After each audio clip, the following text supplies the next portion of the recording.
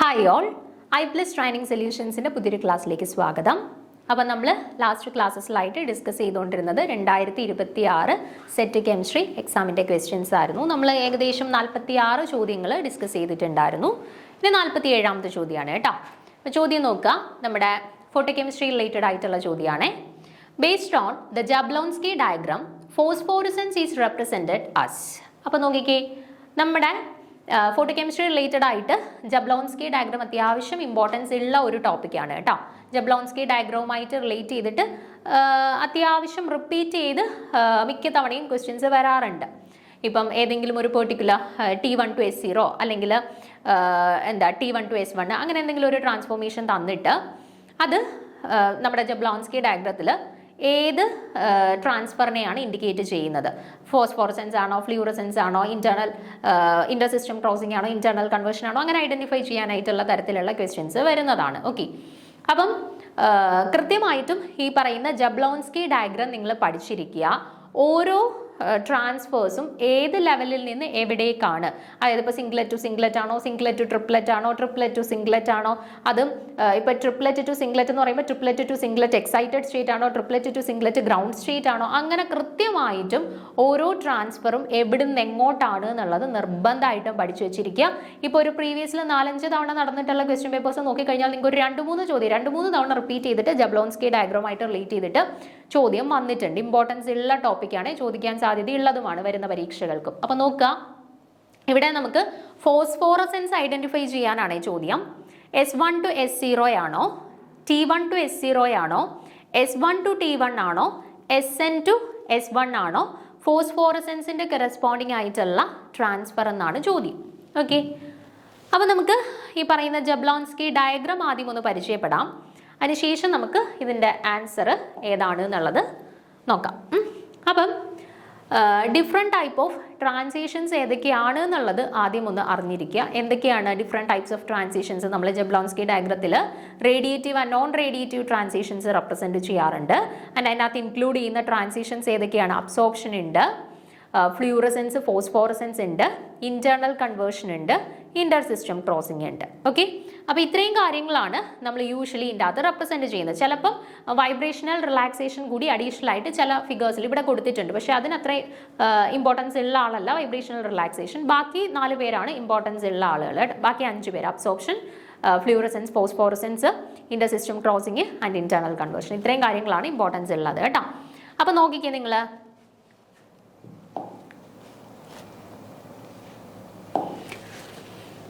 ഇവിടെ ഞാൻ 1 എന്ന് മാർക്ക് ചെയ്തിട്ടുള്ളത് കണ്ടോ? 1 എന്ന് മാർക്ക് ചെയ്തിട്ടുള്ളത് എവിടുന്ന് എങ്ങോട്ടാണ് ട്രാൻസിഷൻ നടത്തുക? ഇതിൽ ആദ്യം മനസ്സിലാക്കുക, S0 എന്ന് പറയുന്നത് സിംഗ്ലറ്റ് ഗ്രൗണ്ട് സ്റ്റേറ്റ് ആണ്. S1 എന്ന് പറയുന്നത് singlet first excited state. S2 എന്ന് പറയുന്നത് സിംഗ്ലറ്റ് സെക്കൻഡ് എക്സൈറ്റഡ് സ്റ്റേറ്റ്. അതേപോലെ തന്നെ T1 എന്ന് പറയുന്നത് triplet first excited state. T2 എന്ന് പറയുമ്പോഴത്തേന് ട്രിപ്ലറ്റ് സെക്കൻഡ് എക്സൈറ്റഡ് സ്റ്റേറ്റ്. അങ്ങനെയാണ് കേട്ടോ. അപ്പോൾ ഇവിടെ S0യിൽ നിന്നും S2യിലേക്കാണ് ട്രാൻസിഷൻ നടന്നിട്ടുള്ളത് അല്ലേ? അതായത് സിംഗ്ലറ്റ് ഗ്രൗണ്ട് സ്റ്റേറ്റിൽ നിന്നും സിംഗ്ലറ്റ് എക്സൈറ്റഡ് സ്റ്റേറ്റിലേക്ക് നടക്കുന്ന ട്രാൻസിഷൻസിനെയാണ് നമ്മൾ എന്തെന്ന് വിളിക്കുക? നമ്മൾ അബ്സോർപ്ഷൻ എന്ന് പറയുന്നത്. അപ്പോൾ അബ്സോർപ്ഷൻ്റെ കറസ്പോണ്ടിങ് ആയിട്ടുള്ള ട്രാൻസിഷൻ എവിടുന്ന് എങ്ങോട്ടാണ്? S0 to S1 അല്ലെ S0 to S2 അല്ലെങ്കിൽ S0 to S3. Singlet ground സ്റ്റേറ്റിൽ നിന്നും ഹയർ സിംഗ്ലറ്റ് സ്റ്റേറ്റുകളിലേക്കുള്ള ട്രാൻസ്ഫോർമേഷൻസ് കേട്ടോ. അതിനെയാണ് നമ്മൾ അബ്സോർപ്ഷൻ എന്ന് പറയുക. ഓക്കെ, ഇനി 2 മാർക്ക് ചെയ്തേക്കുന്ന ട്രാൻസിഷൻ നോക്കിക്കേ നിങ്ങൾ, S2യിൽ നിന്ന് S1യിലോട്ടുള്ള ട്രാൻസിഷനാണ് അല്ലേ? അതിനെയാണ് നമ്മൾ ഈ പറയുന്ന പോലെ വൈബ്രേഷണൽ റിലാക്സേഷൻ. അതായത് അത് ഒരു എക്സൈറ്റഡ് സ്റ്റേറ്റിൽ നിന്നും തൊട്ടടുത്ത ഏതെങ്കിലും ഒരു എക്സൈറ്റഡ് സ്റ്റേറ്റിലോട്ടുള്ള ട്രാൻസിഷൻസ് ആണ്. അത് നമുക്ക് അത്ര ഇമ്പോർട്ടൻസ് ഉള്ള ആളല്ല വൈബ്രേഷണൽ റിലാക്സേഷൻ. അത് തൽക്കാലം അവിടെ നിൽക്കട്ടെ. അടുത്ത 3 മാർക്ക് ചെയ്തേക്കുന്നത് നോക്കിക്കേ, സിംഗ്ലറ്റ് എക്സൈറ്റഡ് സ്റ്റേറ്റിൽ നിന്നും സിംഗ്ലറ്റ് ഗ്രൗണ്ട് സ്റ്റേറ്റിലോട്ടാണ് ട്രാൻസിഷൻ നടന്നിട്ടുള്ളത് അല്ലേ? സിംഗ്ലറ്റ് എക്സൈറ്റഡ് സ്റ്റേറ്റിൽ നിന്നും സിംഗ്ലറ്റ് ഗ്രൗണ്ട് സ്റ്റേറ്റിലോട്ട്, S1ൽ നിന്നും S0യിലോട്ടുള്ള ട്രാൻസിഷൻസ്. അതേതാണെന്നറിയോ? ഫ്ലൂറസെൻസ് ആണ് കേട്ടോ. ഫ്ലൂറസെൻസിലാണ് S1 to S0 ട്രാൻസിഷൻ നടക്കുന്നത്. ഫ്ലൂറസെൻസിൽ singlet excited state to singlet ground state, S1 to S0 transitions ആണ് ഏത്? ഈ ഫ്ലൂറസെൻസ് എന്ന് പറയുന്നത്. ഇനി 4 മാർക്ക് ചെയ്തേക്കുന്ന ട്രാൻസിഷൻ നിങ്ങൾ നോക്കിക്കേ, 4 നമ്മുടെ ഒരു സിംഗ്ലറ്റ് എക്സൈറ്റഡ് സ്റ്റേറ്റിൽ നിന്നും ഒരു ലോവർ എനർജി സിംഗ്ലറ്റ് എക്സൈറ്റഡ് സ്റ്റേറ്റിലോട്ട് വരുന്നു. അതായത് ഇപ്പോൾ S3യിൽ നിന്ന് S2യിലോട്ട് അല്ലെങ്കിൽ S2യിൽ നിന്ന് S1യിലോട്ടുള്ള ട്രാൻസിഷൻ. അതായത് തൊട്ടടുത്തുള്ള രണ്ട് സിംഗ്ലറ്റ് എക്സൈറ്റഡ് സ്റ്റേറ്റുകൾ തമ്മിലുള്ള ട്രാൻസിഷൻസ്. ഓക്കെ, അതിനെയാണ് നമ്മൾ ഇന്റേണൽ കൺവേർഷൻ എന്ന് പറയുന്നത്. ഓക്കെ, എന്താണ് ഇന്റേണൽ കൺവേർഷൻ എന്ന് പറയുന്നത്? ഓക്കെ, ഇന്റേണൽ കൺവേർഷൻ എന്ന് പറയുന്നത്. ഓക്കെ, അപ്പോൾ ഇന്റേണൽ കൺവേർഷനിലെ ട്രാൻസിഷൻസ് എവിടെ നിന്ന് എങ്ങോട്ടാണ്? S2 to S1 അല്ലെ S3 to S2 ട്രാൻസിഷൻസ് ഒക്കെ തന്നു കഴിഞ്ഞാൽ അത് ഇന്റേണൽ കൺവേർഷൻ ആണ്. ഇനി അടുത്ത 5 നോക്കിക്കേ. 5 എവിടെ നിന്ന് എങ്ങോട്ടാണ് പോന്നേക്കുന്നത്? ആ സിംഗ്ലറ്റിൽ നിന്ന് ചാടി ട്രിപ്ലെറ്റിലോട്ട് പോയേക്കാണ് അല്ലേ? സിംഗ്ലറ്റ് എക്സൈറ്റഡ് സ്റ്റേറ്റിൽ നിന്നും ട്രിപ്ലെറ്റ് എക്സൈറ്റഡ് സ്റ്റേറ്റിലോട്ട് പോയേക്കാണ്. S1 to T1 transitions. അതിനെയാണ് നമ്മൾ ഇന്റർ സിസ്റ്റം ക്രോസിംഗ്, അതായത് സിസ്റ്റംസിന്റെ ഇടയിൽ ഒരു ക്രോസിംഗ് സംഭവിച്ചു, സിംഗ്ലറ്റിൽ നിന്ന് ട്രിപ്ലെറ്റിലോട്ട് ഒരു ക്രോസിംഗ് സംഭവിച്ചു. അതിനെയാണ് Inter system crossing, S1 to T1. മനസ്സിലായോ? സിംഗ്ലറ്റ് എക്സൈറ്റഡ് സ്റ്റേറ്റിൽ നിന്നും ട്രിപ്ലെറ്റ് എക്സൈറ്റഡ് സ്റ്റേറ്റിലോട്ടുള്ള ട്രാൻസിഷൻസ്. ഓക്കെ, അടുത്തത് അവസാനമായിട്ട് 6 എന്ന് മാർക്ക് ചെയ്തേക്ക് നോക്ക്. T1ൽ നിന്ന് S0യിലേക്ക്, അതായത് ട്രിപ്ലെറ്റ് എക്സൈറ്റഡ് സ്റ്റേറ്റിൽ നിന്നും സിംഗ്ലറ്റ് ഗ്രൗണ്ട് സ്റ്റേറ്റിലോട്ടുള്ള ട്രാൻസ്ഫോർമേഷൻ. അതിനെ നമ്മൾ എന്താ വിളിക്കുക? ഫോസ്ഫോറസെൻസ് എന്നാണ് വിളിക്കുക. അപ്പം കൃത്യമായിട്ട് ഓർത്ത് വെച്ചേക്കുക, അബ്സോർപ്ഷൻ എന്ന് പറയുന്നത് S0 to S2 അല്ലെ S0 to S1 ട്രാൻസിഷൻസ് ആണ് അബ്സോർപ്ഷൻ. ഓക്കെ, രണ്ടാമത്തത് നമ്മുടെ ഫ്ലൂറസെൻസിൽ S1 to S0 ട്രാൻസിഷൻസ് ആണ് fluorescence. Then S2 to S1 ട്രാൻസിഷൻസിനെ നമ്മൾ ഇന്റേണൽ കൺവേർഷൻ എന്ന് പറയും. ദെൻ S1 to T1 ട്രാൻസിഷൻസിനെ നമ്മൾ ഇന്റർ സിസ്റ്റം ക്രോസിംഗ് എന്ന് പറയും. ദെൻ T1 to S0 ട്രാൻസിഷൻസിനെ നമ്മൾ ഫോസ്ഫോറസെൻസ് എന്ന് പറയും. കേട്ടോ, ഇത് ഇത്രയും കൃത്യമായിട്ട് നോക്കി വെച്ചേക്കാം. ദെൻ നമ്മുടെ ചില ലൈൻസ് നോക്കിക്കഴിഞ്ഞാൽ സ്ട്രെയിറ്റ് ആയിട്ടും ചില ലൈൻസ് നോക്കിക്കഴിഞ്ഞാൽ കേർവ്ഡ് ആയിട്ടുള്ള വേവി നേച്ചറിലും അല്ലേ റെപ്രസെന്റ് ചെയ്തിട്ടുള്ളത്. അത് എന്താണെന്നറിയോ? റേഡിയേറ്റീവ് ആൻഡ് നോൺ റേഡിയേറ്റീവ് ട്രാൻസിഷൻസിനെയാണ് കേട്ടോ. ആ ഡിഫറൻസിനെയാണ് സ്ട്രെയിറ്റ് ലൈൻസ് ആൻഡ് വേവി ലൈൻസ് വെച്ചിട്ട് റെപ്രസെന്റ് ചെയ്തിട്ടുള്ളത്. Radiative transitions and non radiative transitions, ആ കാറ്റഗറിയെ ഡിഫറൻഷിയേറ്റ് ചെയ്യുന്നതിന് വേണ്ടിയിട്ടാണ് ഒരു കൂട്ടരെ സ്ട്രെയിറ്റ് ലൈൻസ് വെച്ചിട്ടും മറ്റേ കൂട്ടരെ കേർവ്ഡ് ആയിട്ടുള്ള വേവി ലൈൻസ് വെച്ചിട്ടും റെപ്രസെന്റ് ചെയ്തിട്ടുള്ളത്. ഓക്കെ, അപ്പോൾ ഇവിടെ നോക്കിക്കേ, നമുക്ക് ചോദിച്ചിട്ടുണ്ടായിരുന്നത് ആരുടെ കേസ് ആയിരുന്നു? ഫോസ്ഫോറസെൻസിന്റെ കേസ് അല്ലായിരുന്നു ചോദിച്ചിട്ടുള്ളത്. ഫോസ്ഫോറസെൻസിൽ എവിടെ നിന്ന് എങ്ങോട്ടാണ് ട്രാൻസിഷൻ നടക്കുക? T1ൽ നിന്നും S0യിലേക്ക് അല്ലേ? അപ്പോൾ ഏതാണ് കറക്റ്റ് ആയിട്ടുള്ള ആൻസർ ആയിട്ട് വരിക? Option B, T1 to S0 transition ആണ് കറക്റ്റ് ആയിട്ടുള്ളത്. S1 to S0 ട്രാൻസിഷൻ ഏതാണ്? ഫ്ലൂറസെൻസ് ആണ് അല്ലേ? S1 to T1 ട്രാൻസിഷൻ ഏതാണ്? ഇന്റർ സിസ്റ്റം ക്രോസിംഗ് ആണ് അല്ലേ? SN to S1 ട്രാൻസിഷൻസ് ഏതാണ്? ഇന്റേണൽ കൺവേർഷൻ ആണ്. അപ്പോൾ ഓരോന്നും കണ്ടു കഴിഞ്ഞാൽ ഏതാണ് എന്നുള്ളത് കൃത്യമായിട്ട് മനസ്സിലാക്കിക്കോണം. ഓക്കെ, അടുത്ത ചോദ്യം നോക്കിക്കേ, 48ാമത്തെ ചോദ്യം.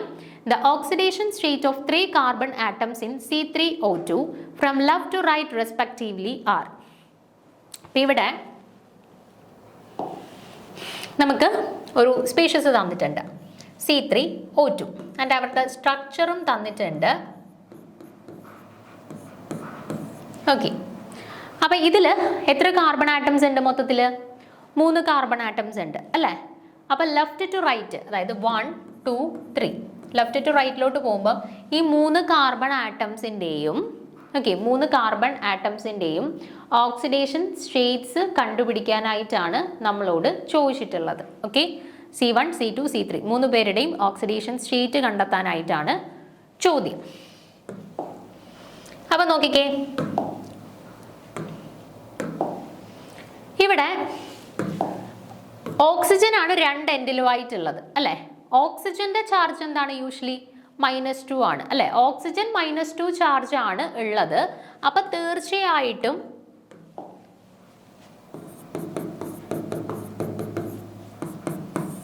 ഓക്സിജൻ -2 ആണ്. അപ്പൊ അതിനെ ബാലൻസ് ചെയ്യണമെങ്കിൽ തൊട്ടടുത്തുള്ള കാർബൺസ് ഏത് ചാർജ് ആയിരിക്കണം ക്യാരി ചെയ്യുന്നത്? +2 ചാർജ് ആയിരിക്കണം തൊട്ടടുത്തുള്ള 2 കാർബൺ ആറ്റംസും സാറ്റിസ്ഫൈ ചെയ്യുന്നത് അല്ലേ? അപ്പൊ ഇനി നോക്കിക്കേ, ടോട്ടൽ സ്പീഷീസ് ന്യൂട്രൽ ആവണം. അപ്പൊ ഇപ്പൊ തന്നെ -2 +2 -2 +2 എത്രയായി? 0 ആണ്. അപ്പൊ തീർച്ചയായിട്ടും നടുവിലത്തെ കാർബണിനും ഏത് ചാർജ് വന്നെങ്കിലും മാത്രമേ അത് ന്യൂട്രൽ ആയിട്ട് എക്സിസ്റ്റ് ചെയ്യുള്ളൂ. 0 ഓക്സിഡേഷൻ സ്റ്റേറ്റിൽ എക്സിസ്റ്റ് ചെയ്താൽ മാത്രമേ അത് സ്റ്റേബിൾ ആയിട്ട് എക്സിസ്റ്റ് ചെയ്യുള്ളൂ അല്ലേ? അപ്പൊ ഏതായിരിക്കും കറക്റ്റ് ആൻസർ ആയിട്ട് വരിക? +2 0 +2.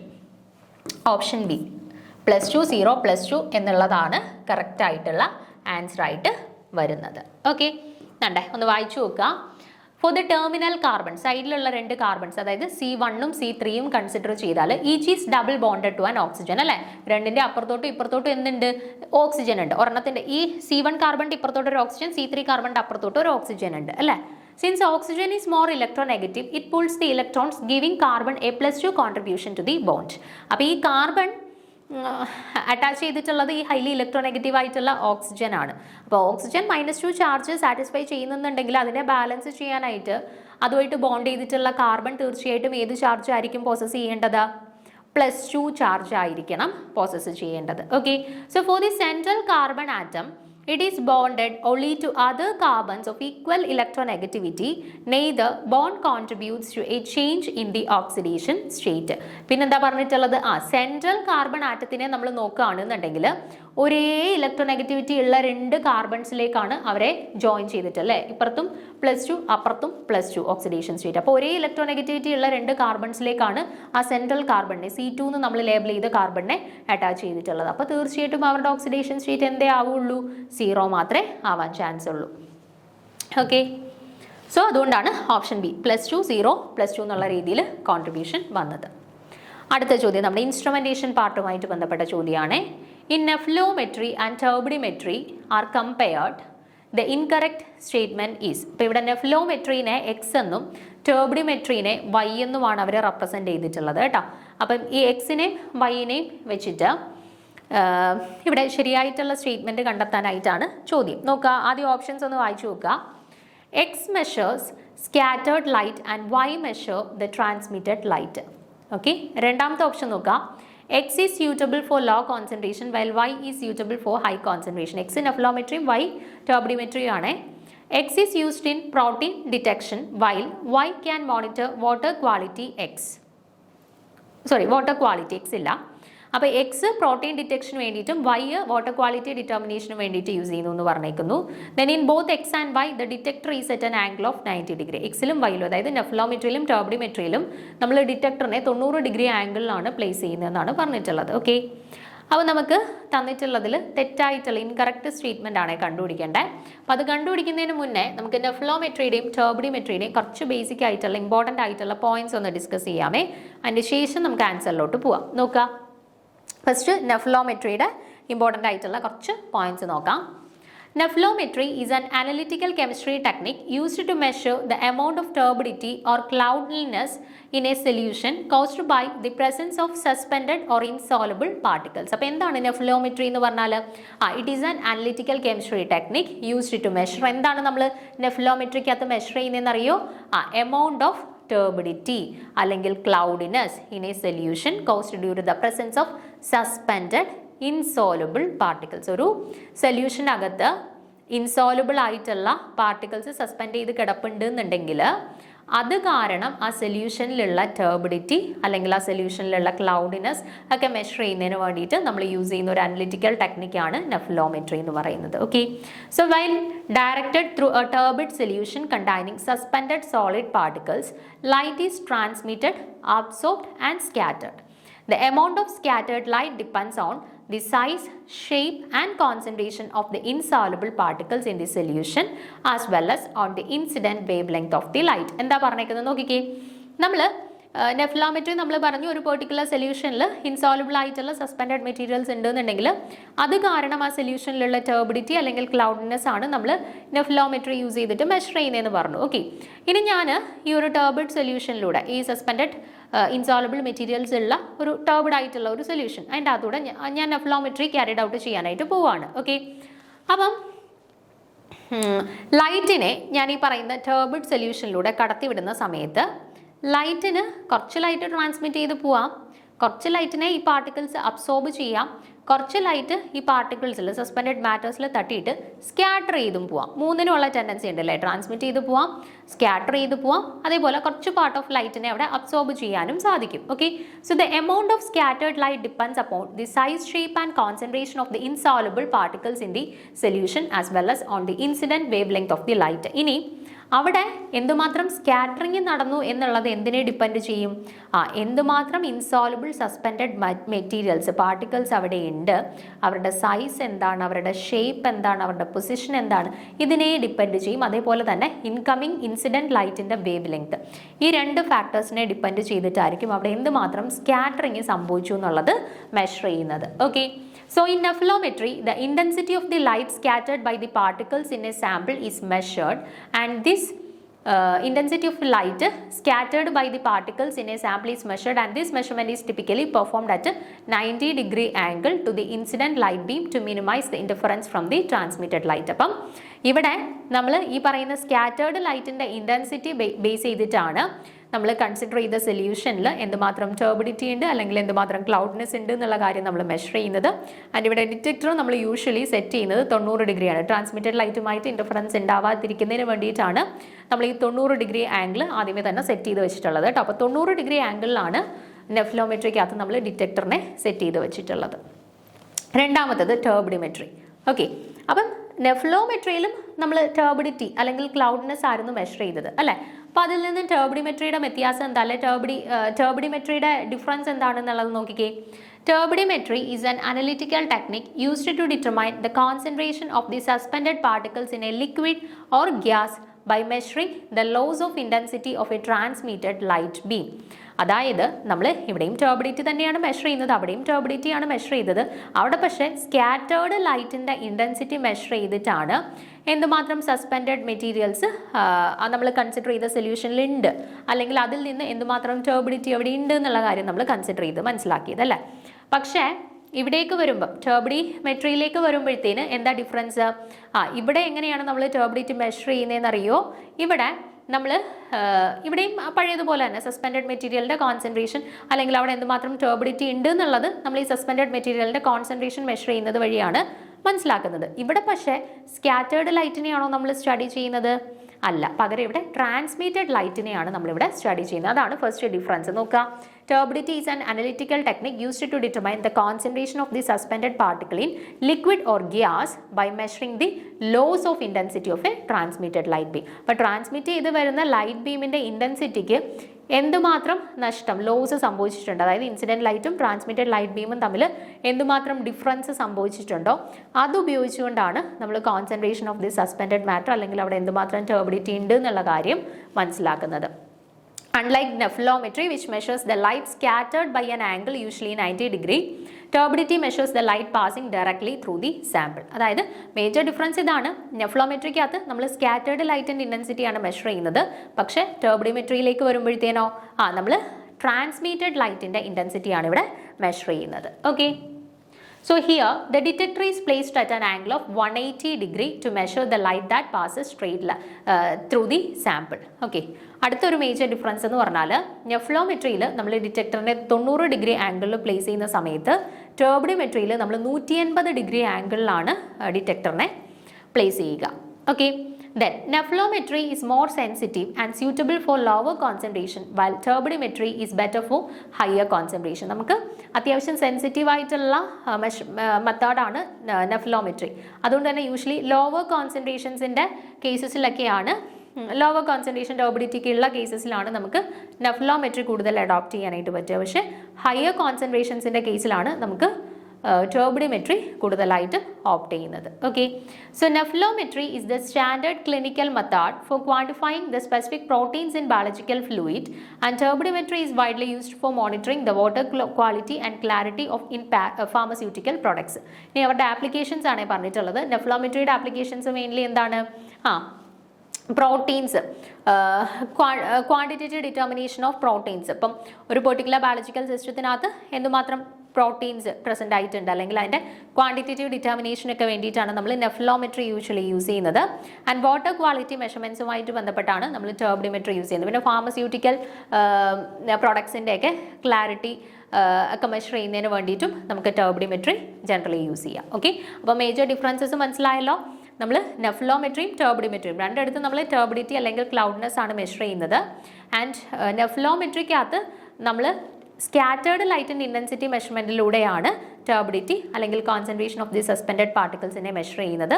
പക്ഷേ ടർബിഡിമെട്രിയിലേക്ക് വരുമ്പോഴത്തേന് ട്രാൻസ്മിറ്റഡ് ലൈറ്റ് ആൻഡ് ഇൻറ്റൻസിറ്റി മെഷറിലൂടെയാണ് നമ്മൾ കോൺസെൻട്രേഷൻ ഓഫ് സസ്പെൻഡഡ് മാറ്റർ അല്ലെങ്കിൽ അവിടുത്തെ ടർബിഡിറ്റി മെഷർ ചെയ്യുന്നത്. ഓക്കെ, ദെൻ ഡിറ്റക്ഷന് വേണ്ടിയിട്ട് 90 ഡിഗ്രി ആംഗിളിലാണ് ഡിറ്റക്ടേഴ്സിനെ നമ്മൾ നെഫ്ലോമെട്രിയിൽ സെറ്റ് ചെയ്യുന്നതെങ്കിൽ ടർബിഡോമെട്രിയിലേക്ക് വരുമ്പോൾ 180 ഡിഗ്രി ആംഗിളിലാണത് സെറ്റ് ചെയ്യുന്നത്. ഓക്കെ, അടുത്ത മേജർ ഡിഫറൻസ് എന്ന് പറയുന്നത് പ്രോട്ടീൻസിൻ്റെയൊക്കെ ക്വാണ്ടിറ്റേറ്റീവ് ഡിറ്റർമിനേഷന് വേണ്ടിയിട്ടാണ് നമ്മൾ നെഫ്ലോമെട്രി യൂസ് ചെയ്യുന്നതെന്നുണ്ടെങ്കിൽ ടർബിഡിമെട്രി യൂസ് ചെയ്യുന്നത് എവിടെയാണ്? നമ്മുടെ വാട്ടർ ക്വാളിറ്റി ഡിറ്റർമിനേഷനുമായിട്ടൊക്കെ ബന്ധപ്പെട്ടിട്ടാണ് ടർബിഡോമെട്രി നമ്മൾ സാധാരണയായിട്ട് യൂസ് ചെയ്യുന്നത്. ഓക്കെ, സോ ഇത്രയുമാണ് രണ്ടുപേരും തമ്മിലുള്ള മേജർ ഡിഫറൻസസ്. ഇനി ഓപ്ഷൻസ് ഒന്ന് നോക്കിക്കേ. X measures scattered light and Y measured transmitted light. X എന്ന് പറയുന്നത് നെഫ്ലോമെട്രിയാണ്, അത് സ്കാറ്റേർഡ് ലൈറ്റിനെയാണ് മെഷർ ചെയ്യുന്നത്. വൈ എന്ന് പറയുന്നത് ടർബിഡിറ്റിയാണ്, അത് ട്രാൻസ്മിറ്റഡ് ലൈറ്റിനെയാണ് മെഷർ ചെയ്യുന്നത്. കറക്റ്റ് സ്റ്റേറ്റ്മെന്റ് ആണ്. രണ്ടാമത്തെ X is suitable for low concentration while Y is used for high concentration ആണ്. നമ്മൾ പറഞ്ഞു നെഫ്ലോമെട്രി എന്ന് പറയുന്നത് സെൻസിറ്റീവ് ആണ്, സോ ലോ കോൺസെൻട്രേഷൻ മെഷർമെന്റ്സിലാണ് ആപ്ലിക്കബിൾ ആയിട്ടുള്ളത്. ടർബിഡിമെട്രി എന്ന് പറയുന്നത് ഹയർ കോൺസെൻട്രേഷൻസിൽ മെഷർ ചെയ്യാൻ പറ്റും, അപ്പോൾ അതും ശരിയാണ്. X is used in protein detection while Y monitor water quality അല്ലേ. നമ്മൾ പറഞ്ഞു എക്സ് എന്ന് പറയുന്നത് യൂഷ്വലി പ്രോട്ടീൻസിൻ്റെ ഒക്കെ ക്വാണ്ടിറ്റേറ്റീവ് ഡിറ്റർമിനേഷന് വേണ്ടിയിട്ട് യൂസ് ചെയ്യും. ആൻഡ് വൈ എന്ന് പറയുന്നത് നമ്മുടെ ടർബിഡിമെട്രി വാട്ടർ ക്വാളിറ്റി അല്ലെങ്കിൽ ഫാർമസ്യൂട്ടിക്കൽ പ്രോഡക്ട്സിൻ്റെ ക്ലാരിറ്റി ഒക്കെ മെഷർ ചെയ്യുന്നതിന് വേണ്ടിയിട്ടാണ് ടർബിഡിമെട്രി യൂസ് ചെയ്യുന്നത്. അതും ശരിയാണ്. അടുത്ത് നോക്കുക, in both X and Y detect rays at an angle of 90 degree. ശരിയാണോ? അല്ല. നെഫ്ലോമെട്രിക്കകത്ത് നമ്മൾ 90 ഡിഗ്രിയിലാണ് ഡിറ്റക്ടേഴ്സിനെ സെറ്റ് ചെയ്യുന്നതെന്നുണ്ടെങ്കിൽ ടർബിഡിമെട്രി വരുമ്പോഴത്തേന് 180 ഡിഗ്രിയിലാണ് സെറ്റ് ചെയ്യുന്നത്. അപ്പോൾ അത് ശരിയാണോ? അല്ല. ഓപ്ഷൻ ഡി ആണ് തന്നിട്ടുള്ളതിൽ ഇൻകറക്റ്റ് ആയിട്ടുള്ള സ്റ്റേറ്റ്മെൻറ്റ്. ഓക്കെ, ഇനി അടുത്ത 50ാമത്തെ ചോദ്യം നമ്മുടെ നാച്ചുറൽ പ്രൊഡക്ട്സുമായിട്ട് DNA RNA റിലേറ്റഡ് ആയിട്ടുള്ള ഒരു ചോദ്യമാണ്. അവരുടെ സ്ട്രക്ചർ റിലേറ്റഡ് ആയിട്ടുള്ള ചോദ്യമായിരുന്നു ചോദിച്ചിട്ടുള്ളത്. നോക്കുക, which of the following base is not found in DNA. അപ്പോൾ DNAക്കകത്ത് ഇല്ലാത്ത ബേസ് ഏതാണെന്നുള്ളത് ഐഡന്റിഫൈ ചെയ്യാനാണ് ചോദ്യം. അപ്പം നമുക്ക് യൂഷ്വലി അറിയാം DNAക്കകത്ത് അഡിനിൻ തൈമിൻ ഗ്വാനിൻ സൈറ്റോസിൻ ആണുള്ളത്. RNAക്കകത്ത് വരുമ്പോഴത്തേന് തൈമിന് പകരം യുറാസിലാണുള്ളത് അല്ലേ. പക്ഷേ അതറിയാമെന്നുണ്ടെങ്കിൽ നമുക്ക് ആൻസർ ചെയ്യാം തൈമിൻ അല്ലാത്തത് ഏതാണെന്നുള്ളത്. പക്ഷേ ജസ്റ്റ് അവരുടെ പേര് മാത്രമല്ല ഇവർ കൊടുത്തിട്ടുള്ളത്, പിന്നെയോ അവരുടെ സ്ട്രക്ചേഴ്സ് ആണ് കൊടുത്തിട്ടുള്ളത്. അപ്പം നിങ്ങൾ എന്തായാലും adenine thymine guanine cytosine uracil ഇത്രയും പേരുടെ സ്ട്രക്ചേഴ്സ് ഒന്ന് പഠിച്ചിരിക്കുന്നത് നല്ലതാണ് കേട്ടോ. അപ്പോൾ സ്ട്രക്ചേഴ്സും കൂടെ അറിയാമെങ്കിൽ മാത്രമേ നമുക്കിപ്പോൾ അറിയാം തൈമിനാണ് DNAക്കകത്തുള്ളതെങ്കിൽ തൈമിനെ റീപ്ലേസ് ചെയ്തിട്ട് യുറാസിലാണ് RNAക്കകത്തുള്ളതെന്നറിയാം. അപ്പോൾ ജസ്റ്റ് ഇവരുടെ സ്ട്രക്ചേഴ്സും കൂടെ അറിയാമെന്നുണ്ടെങ്കിൽ മാത്രമേ പക്ഷേ നമുക്ക് ഈ ഒരു ചോദ്യത്തിന് ആൻസർ ചെയ്യാനായിട്ട് പറ്റുള്ളൂ. അപ്പോൾ നോക്കുക, adenine thymine guanine and cytosine DNAക്കകത്തുള്ള 4 ബേസിൻ്റെയും സ്ട്രക്ചേഴ്സ് ഞാനിവിടെ കൊടുത്തിട്ടുണ്ട്. അപ്പോൾ ജസ്റ്റ് ഒന്ന് നോക്കി വെച്ചിട്ട് ഇനി വരുന്ന പരീക്ഷകൾക്കായാലും ചിലപ്പോൾ നമുക്ക് ആവശ്യമായിട്ട് വന്നേക്കാം കേട്ടോ. സൈറ്റോസിനും തൈമിനകത്തും സിംഗിൾ റിംഗ് സ്ട്രക്ചറാണ്. പക്ഷേ അഡിനിനും ഗ്വാനിനും രണ്ട് ബൈസൈക്ലിക് ആയിട്ടുള്ള റിങ്സ് ആണ്. 2 സൈക്ലിക് റിങ്സ് കമ്പൈൻ ചെയ്തിട്ടുള്ള സ്ട്രക്ചേഴ്സ് ആണ് കേട്ടോ. അങ്ങനെയൊക്കെ കണക്ട് ചെയ്ത് വെച്ചിട്ട് പഠിക്കുക. ദെൻ യുറാസിലിൻ്റെ സ്ട്രക്ചർ ഇതാണ്. യുറാസിലിൻ്റെ സ്ട്രക്ചർ ഇങ്ങനെയാണ് വരുന്നത്, സിംഗിൾ റിംഗ് സ്ട്രക്ചർ ആണ്. ഓക്കെ, അപ്പോൾ ഇവിടെ ഈ ഓപ്ഷൻ ബിയിൽ കൊടുത്തേക്കുന്ന ആരുടെ സ്ട്രക്ചർ ആണ് നോക്ക്. 6 മെമ്പേർഡ് റിങ്ങിനകത്ത് ഇവിടെ ഒരു double bond NH CO NH CO. നോക്കുക, CO NH CO NH double bond. അത് ആരുടെ സ്ട്രക്ചർ? ആക്ച്വലി യുറാസിലിൻ്റെ സ്ട്രക്ചറാണ് കൊടുത്തേക്കുന്നത് അല്ലേ. യുറാസിൽ DNAക്കകത്തുണ്ടോ? ഇല്ല. പിന്നെ എവിടെയാണ് ഉള്ളത്? RNAക്കകത്താണ് ഉള്ളത്. സോ ഏതാണ് തന്നിട്ടുള്ളതിൽ DNAക്കകത്ത് ഇല്ലാത്തത്? ഓപ്ഷൻ ബി ആണ്, യുറാസിലാണ് കേട്ടോ. അടുത്ത ചോദ്യം നോക്കുക, 51ാമത്തെ ചോദ്യം. Number of signals obtained for pentan 2 on and pentan 3 on respectively in C13 NMR spectrum. അപ്പോൾ നമുക്കിവിടെ 2 കോമ്പൗണ്ട്സ് ആണ് തന്നിട്ടുള്ളത്. നമുക്ക് ആദ്യം ആ കോമ്പൗണ്ട്സിൻ്റെ സ്ട്രക്ചേഴ്സ് ഒന്ന് വരച്ച് നോക്കാം. പെൻറ്റാൻ 2 on പെൻറ്റാൻ 3 on ആണ് അല്ലേ.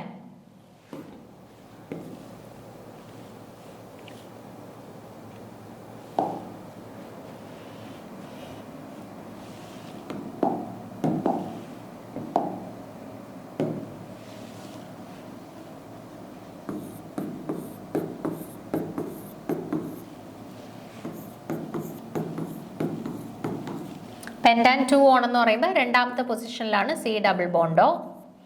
ബാക്കിയെല്ലാം റെപ്രസെൻ്റ് ചെയ്യാം.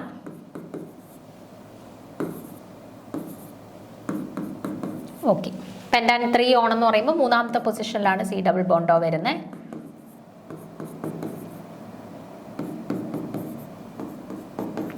ഇനി നമ്മളോട് ചോദിച്ചിട്ടുള്ളത് C13 NMR ആണ് എടുത്തിട്ടുള്ളത് കേട്ടോ.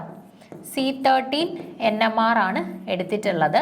സോ എത്ര different types of carbon atoms ഓരോ സ്പീഷീസിലും ഉണ്ട് എന്നുള്ളത് മനസ്സിലാക്കി കഴിഞ്ഞാൽ എത്ര സിഗ്നൽസ് കിട്ടും എന്നുള്ളത് നമുക്ക് ക്ലിയർ ആവും. ഓക്കെ, അപ്പോൾ നമുക്ക് നോക്കാം. ഇവിടെ നോക്കിക്കേ, ഈ കാർബൺ CH3 കാർബൺ ആണ്, ഈ കാർബണും CH3 കാർബൺ ആണ്. അപ്പോൾ നമ്മൾ വിചാരിക്കുക 2 CH3 അല്ലേ, അപ്പോൾ 2 കാർബണും സെയിം ആണ് എന്ന് വിചാരിക്കാം. പക്ഷേ നോക്കുക, ഈ CH3യുടെ അടുത്ത് ആരാ ഉള്ളത്? C ഡബിൾ ബോണ്ടോ. ഈ CH3യുടെ അടുത്ത് ആരാ ഉള്ളത്? CH2. എൻവയോൺമെന്റ് സെയിം ആണോ? അല്ല, ഡിഫറെന്റ് എൻവയോൺമെന്റ് ആണ്. സോ ഈ രണ്ടുപേരും ഡിഫറെന്റ് സിഗ്നൽസ് ആണ് കാണിക്കുന്നത്. അപ്പോൾ ഇയാൾ A എന്ന് പറയുന്ന സിഗ്നൽ തരുവാണെങ്കിൽ ഈ കാർബൺ B എന്ന് പറയുന്ന സിഗ്നലാണ് കാണിക്കുന്നത്. അടുത്ത ഈ C ഡബിൾ ബോണ്ടോ എന്ന് പറയുന്നത് സിയോടെ ഭാഗമായിട്ടുള്ള കാർബൺ ആണ്. അത് വേറൊന്നും ഇല്ല, അതുകൊണ്ട് അത് തീർച്ചയായിട്ടും മൂന്നാമത്തെ കാറ്റഗറി ഓഫ് സിഗ്നൽസ് തരും. പിന്നെ നോക്കിക്കഴിഞ്ഞാൽ 2 CH2 ഉണ്ട്.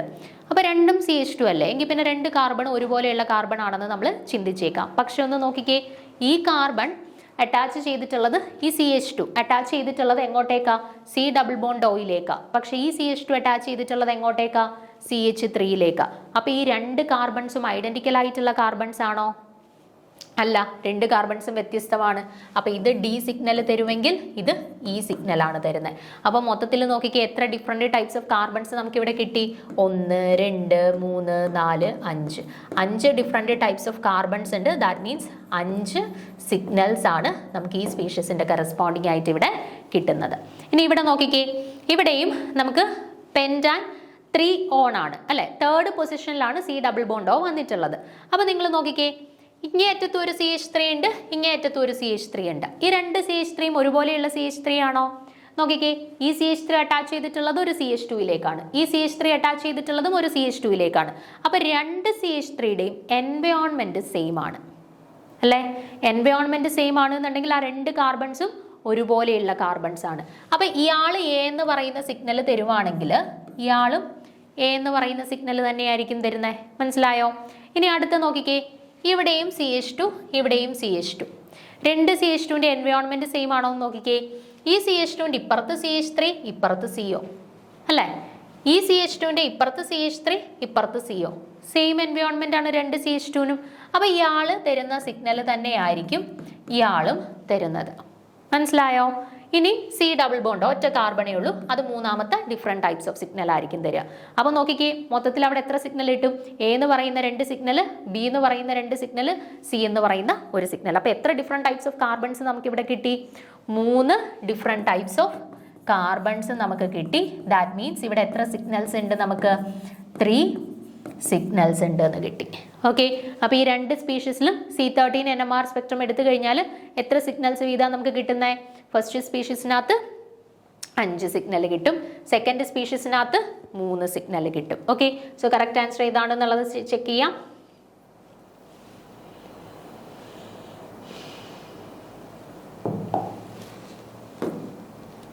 5 3 ഓപ്ഷൻ A ആണ് കറക്റ്റ് ആൻസർ. നമ്മൾ ലാസ്റ്റ് ക്ലാസ്സിലും എനിക്ക് തോന്നുന്നു നമ്മൾ NMR സ്പെക്ട്രോസ്കോപ്പിയുടെ സിഗ്നൽസ് കണ്ടെത്താനുള്ള ഒരു ചോദ്യം ചെയ്തിട്ടുണ്ടായിരുന്നു.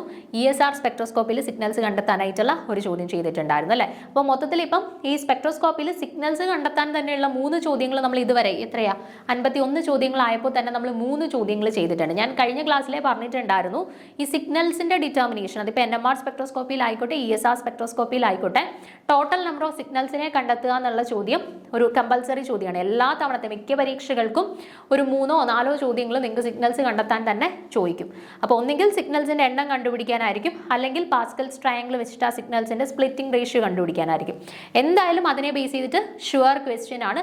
സോ നിർബന്ധമായിട്ട് നിങ്ങൾ സ്കിപ്പ് ചെയ്യാണ്ട് സ്പെക്ട്രോസ്കോപ്പി പഠിക്കുന്ന സമയത്ത് ഈ സിഗ്നൽ ഡിറ്റർമിനേഷൻ പഠിക്കാനായിട്ട് ശ്രദ്ധിച്ചേക്കുക കേട്ടോ. അടുത്ത എക്സാംസ് എഴുതുന്ന ആളുകളെ സംബന്ധിച്ചിടത്തോളം പറയാണ്, ഇനിയുള്ള പരീക്ഷകൾക്കായാലും നിങ്ങൾ സിഗ്നൽസ് ഡിറ്റർമിനേഷൻ നല്ല ഇമ്പോർട്ടൻസ് കൊടുത്തിട്ട് തന്നെ പഠിക്കാനായിട്ട് ശ്രമിച്ചോണം. ഓക്കെ, സോ ബാക്കി ചോദ്യങ്ങളുണ്ട്, നമുക്ക് ഡീറ്റെയിൽ ആയിട്ട് വരുന്ന ക്ലാസ്സുകളിൽ ഡിസ്കസ് ചെയ്യാം. Okay, thank you.